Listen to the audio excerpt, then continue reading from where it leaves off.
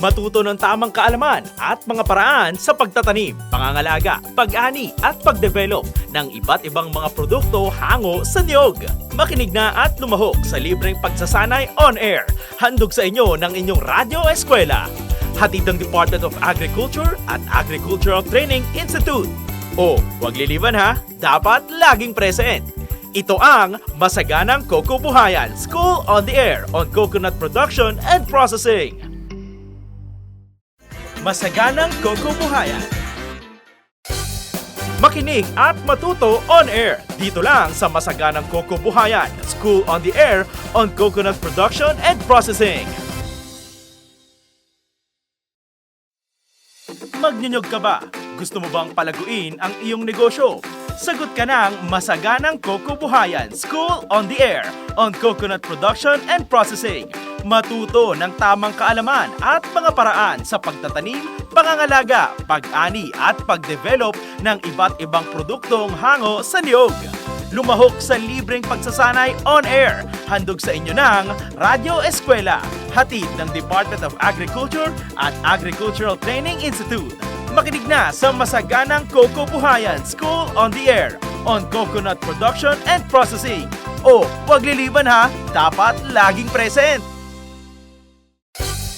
Makinig at matuto on air. Dito lang sa Masaganang Coco Buhayan School on the Air on Coconut Production and Processing.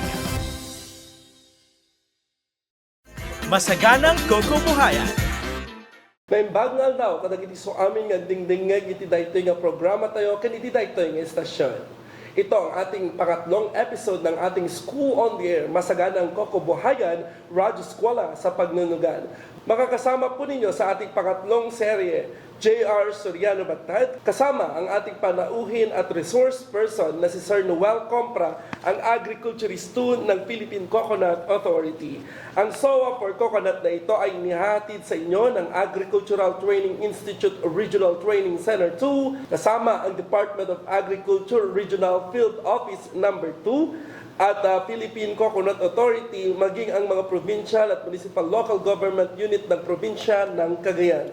Welcome po sa pangatlong episode ng ating School on the Air for Coconut, Masaganang Coco Buhayan, Radyo Eskwela sa Pagnunugan.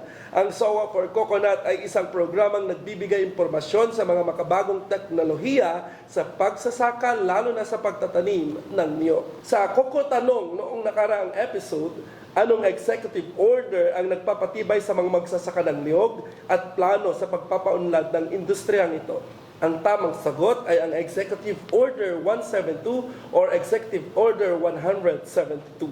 Ang mapalad na nabunot sa mga nagpadala ng kanilang tamang sagot ay si Mr. Celso T. Ayuyang ng Barangay Santa Cruz, Gonzaga, Cagayan.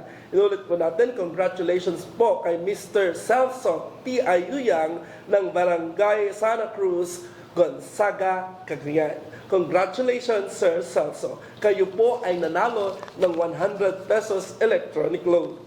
Samantala, para naman sa ating Coco Tanong ngayong episode, saan dapat nakarehistro ang isang magsasaka na nagtatanim ng niyog upang maka-avail sa mga programa ng CFIDP? Saan dapat nakarehistro ang isang magsasaka na nagtatanim ng niyog upang maka-avail ng mga programa ng CFIDP? Ipadala ang inyong sagot sa 0949-889-6315.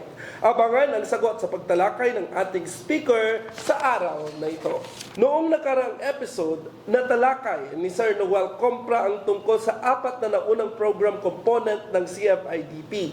Ito ay ang mga sumusunod. Una nga po dyan ay ang social protection, sinusundan ng Farmers Organization and Development, hybridization ang pangatlo at ang pang-apat ay farm rehabilitation.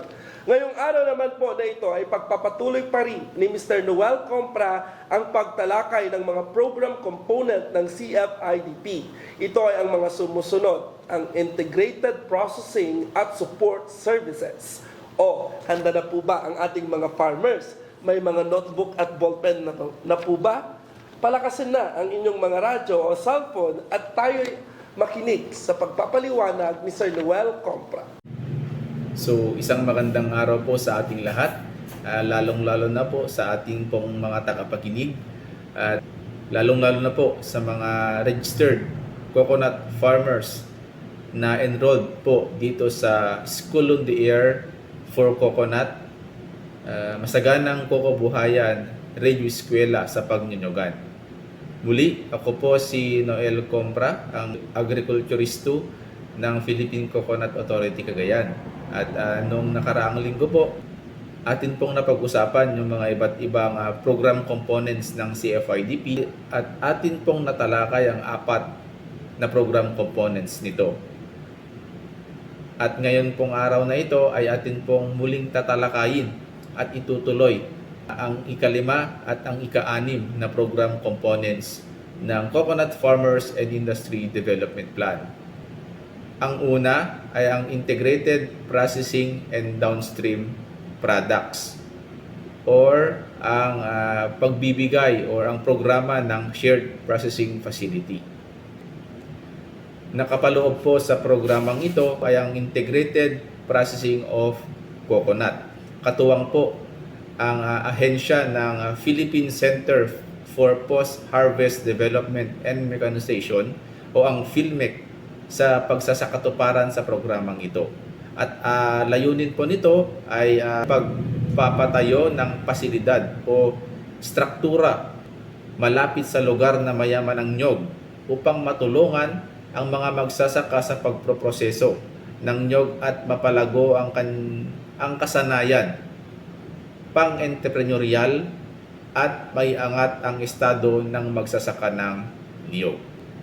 Ang mga programa o ang mga proyekto na nakapaloob sa programang ito ay ang pagpapatayo ng coconut-based processing facilities kagaya ng Virgin Coconut Oil Processing Facility, Integrated Coconut Processing Facility, Coconut Water or Buko Juice Facility, nut or copra buying stations. At kasama na rin ang pag-oorganisa o pagtuturo sa mga benepisyaryo o magsisilbing tauhan ng pasilidad. May mga pamantayan sa mga kwalipikadong benepisyaryo. Una, ang kooperatiba ay dapat meron na itong 3 taong na aktibo bilang. So dapat may iba't ibang pamantayan ng kwalipikadong benepisyaryo. Una, dapat ang organisasyon na benepisyaryong ito ay mayroong 3 taong na aktibo bilang kooperatiba. Pangalawa, mayroong at least 100 NCFRS registered member. At dapat ang kwalipikadong benepisyaryo ay magsumite ng feasibility study or business plan ng gustong ipatayong pasilidad. Kailangan din pong magsumite or magsubmit ng intent letter sa PCA at sa PhilMec nang sa gayon ay kayo yung mabigyan na prioridad sa programang ito. So dumako naman po tayo sa support services. Meron po itong 3 programa or subcomponents at una po ay ang credit program. So katuwang po sa programang ito ay ang Land Bank of the Philippines at ang Development Bank of the Philippines.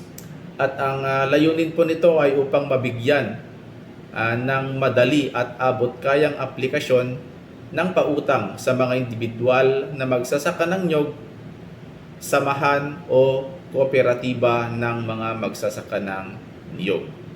Ang nasabing pautang o credit program ay ibinibigay sa mga magsasaka ng nyog kung ito ay gagamitin as working capital, pagproseso ng anumang niyog o pagbili ng mga farm inputs kagaya ng abono, insektisidyo at iba pa. Pagbili o pagkuha ng mga makinarya o mga gamit katulad ng sasakyang panghakot sa mga naaning nyog o iba pa. Karagdagang gastusin sa pagpapatayo ng pasilidad. Narito po ang mga pamantayan sa pag-apply ng credit programs o pautang para sa mga individual na magsasaka ng nyog.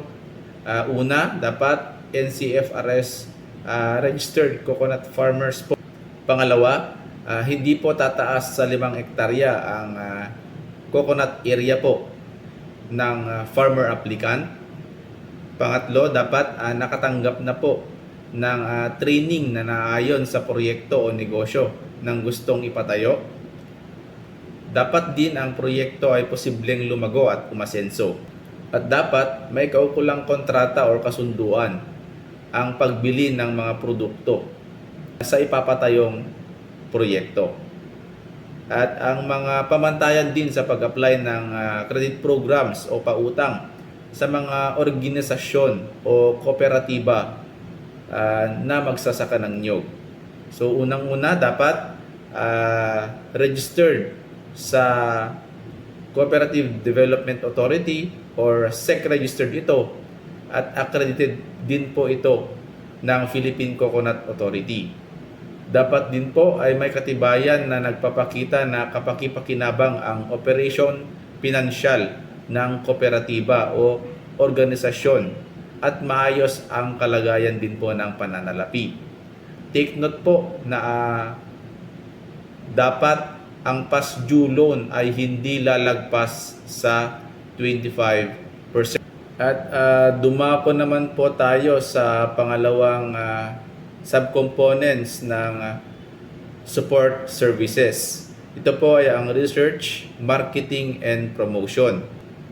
Katuwang po ng programang ito ay ang Department of Trade and Industry at may layunin po ito na matulungan ang mga magsasaka ng nyog upang mapahusay ang kanilang kakayahan na makipagkumpetensya sa pamilihan upang maibenta ang mga iba't ibang produkto gawa mula sa nyog. At mayroon din po itong iba't ibang konsepto na nakapaloob sa programang ito. Nariyan po ang market research. So nandyan po ang supply and demand studies, supply chain analysis, market study of food and non-food products, market research on acceptability of chain or certified Philippine food and non-food coconut products. Ibig sabihin, ang konseptong ito ay upang masuri ang dami ng produkto na naayon sa partikular na lugar at ang pangangailangan ng mamimili. Nandiyan din po ang marketing assistance. So, business matching and establishment of market linkages, provision of market technology, financing linkages, trade and investment promotion and facilitation, establishment of geographic indicators and branding, marketing advisory, service through DTI negosyo centers. So, layunin po ng konseptong ito na makatulong sa mga magsasaka na makahanap ng mga mamimili o mga negosyante na bibili sa kanilang mga produkto at pag-ugnay sa mga magsasaka sa mga potensyal na kliyente. At sa marketing promotions po naman ay extensive market promotion through multimedia platforms. So product advocacy, organized local trade fairs and trade missions, product display in pasalubong center and duty-free shops, conduct of digital marketing and use of e-commerce platforms. So layunin po ng konseptong ito na makapagbigay para sa value adding o pagpapataas, pagdadagdag ng presyo base sa pangangailangan ng produktong ibinebenta at product packaging and labeling. So, dumako naman po tayo sa pinakahuling programa. Ito po ay ang infrastructure program. Ang programang ito ay katuwang po ang ahensya ng DPWH or ang Department of Public Works and Highways.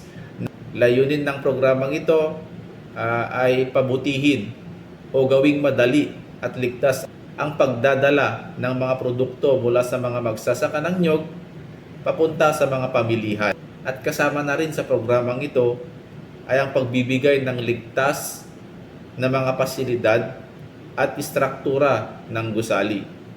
Mayroon din po itong infrastructure development projects kagaya ng paggamit ng coco coir o coconut bioengineering at iba pang mga angkop na proyekto at pagpapatayo ng shared production facility, trading post-harvest facility, pagpapatayo ng research or training facility, at pagpapaayos or pagsasaayos ng mga nasirang irigasyon.